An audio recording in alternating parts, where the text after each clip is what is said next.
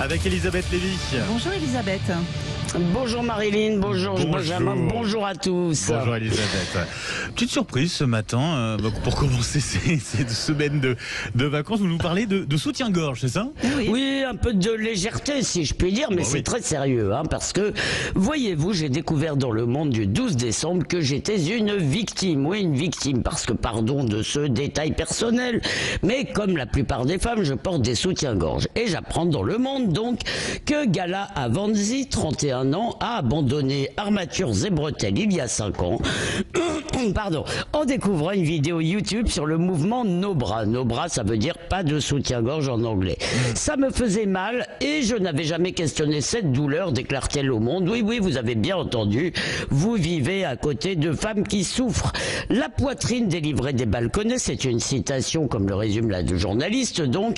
Gala a enfin connu la joie de, je cite encore, s'émanciper des dictats et de travailler à une meilleure acceptation de soi. Et au-delà du soutien-gorge, eh bien, c'est devenu un mouvement, je cite, où les corps s'exhibent et s'assument au naturel, les poils, la cellulite et les vergetures cohabitent avec des poitrines de toutes les formes, tailles et couleurs. Elisabeth, vous n'allez pas me dire que ça vous choque, ça?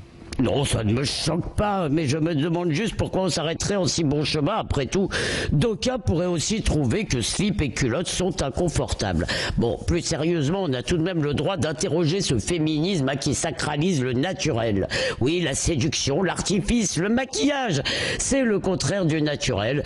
Et le soutien-gorge ne vise pas seulement à lutter contre les lois de la nature et du temps, il montre en cachant et cache en montrant. C'est un ornement. Alors pour les adeptes du sang soutif, comme on dit, le corps c'est juste une affaire de fonction, le cœur pompe le sang et le sein fournit du lait, c'est le milk bar.